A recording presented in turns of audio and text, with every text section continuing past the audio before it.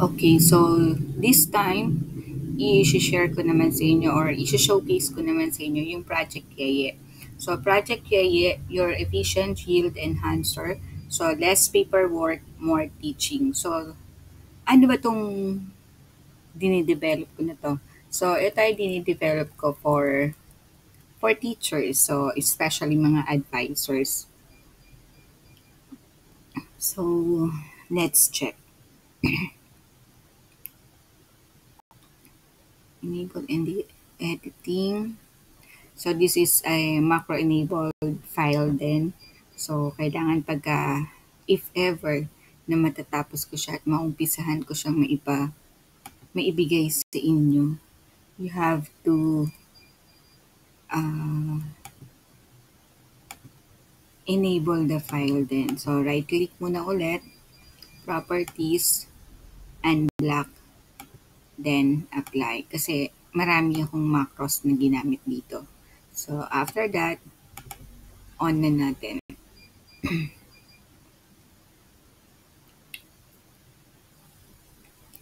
So, ginawa ko to kasi as advisor. So, advisor kasi ako. Gusto ko yung parang lahat ng ginagawa ko nasa isang file lang, ganun. Tapos, madali lang siyang i-access. Tapos, yung hindi ka na ba dilipat-lipat. Ayoko kasi nung palipat-lipat ka pa ng file eh.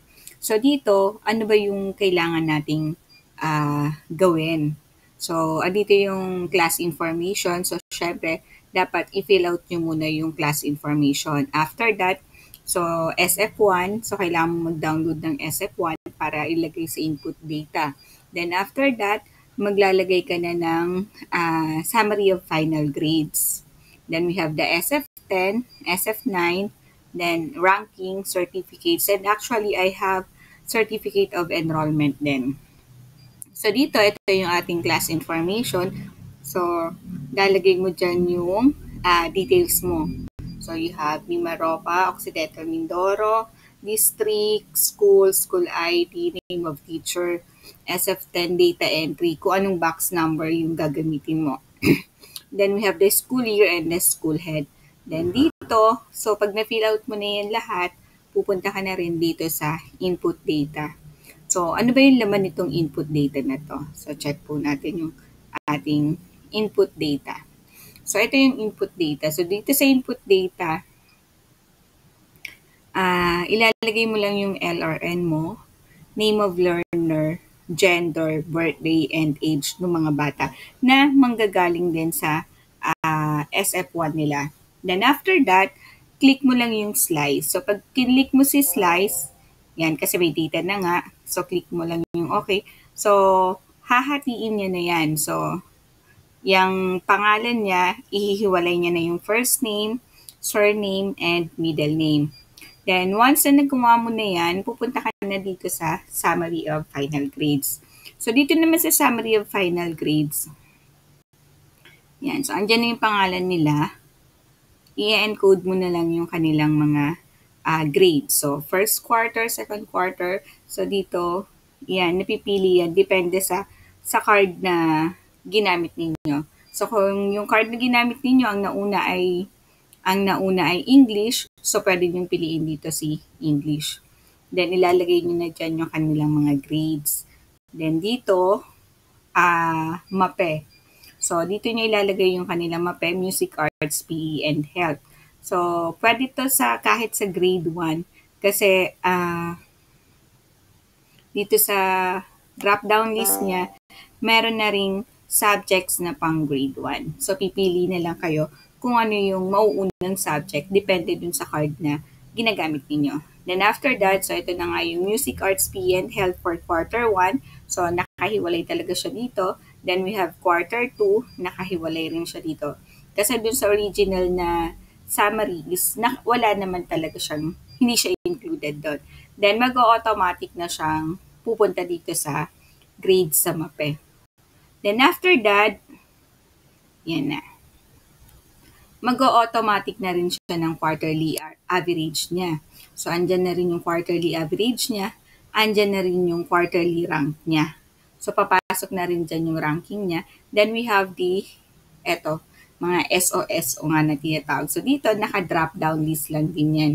So pipili lang kayo kung ano yung ilalagay nyo dun sa bata.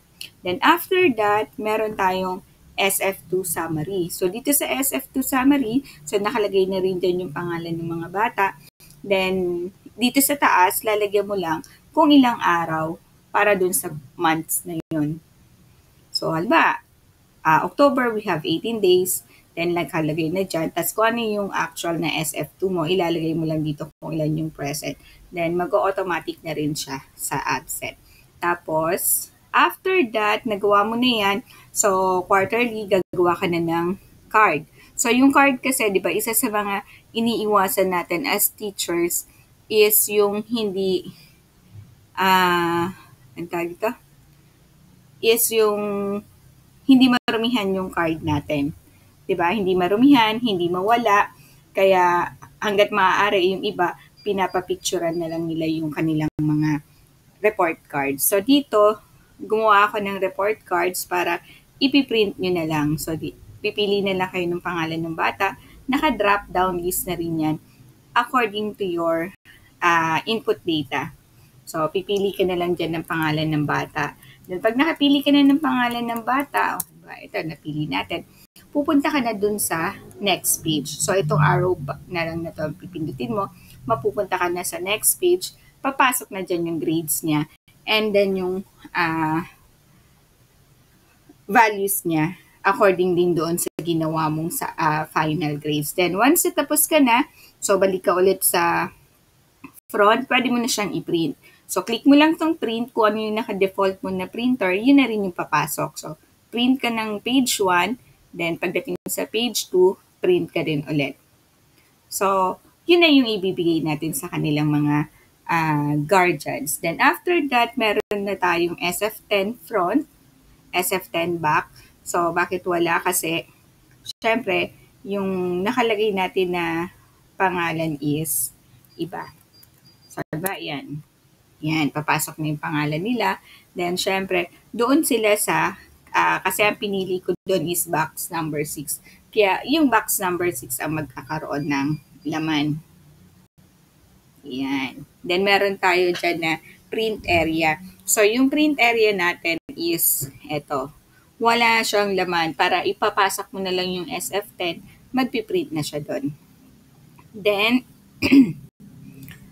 meron tayong ranking.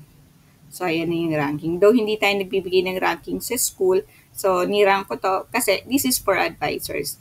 Then, pwede ka na lang dyan na mamili kung quarter 1 or quarter 2. So, quarter 1 kunwari tayo. So, quarter 1, lalabas dyan yung mga pangalan nila, yung awards nila. Then, quarter 2, pwede rin. Yan. So, yan, mararank din sila lahat. Then, after that, meron tayong certificates. So, dito sa certificates, yan. Pipili ka na lang ng pangalan ng bata. So, i-click mo na lang, o sino-sino ba yung mga honors mo. So, syempre, kilala mo yung mga honors mo, di ba? So, pipiliin mo na lang yung mga honors mo. Diba? Yan, si Daniel. Tapos, ipiprint mo na lang siya. Tapos, papapirmahan mo na. Tapos, pili ulit, then print ulit. Then, after that, eto, meron tayong COE. So, para dun sa mga madalas mag-request ng mga 4-piece, yan. Meron na tayong automated na rin. So, pipili ka na rin kung sino ba yung bata mo kunwari na 4-piece. Alba, siya. So, mag-automated na rin siya. Tapos, ipiprint mo na rin siya. So, that would be all for my tutorial or for my sharing for this day.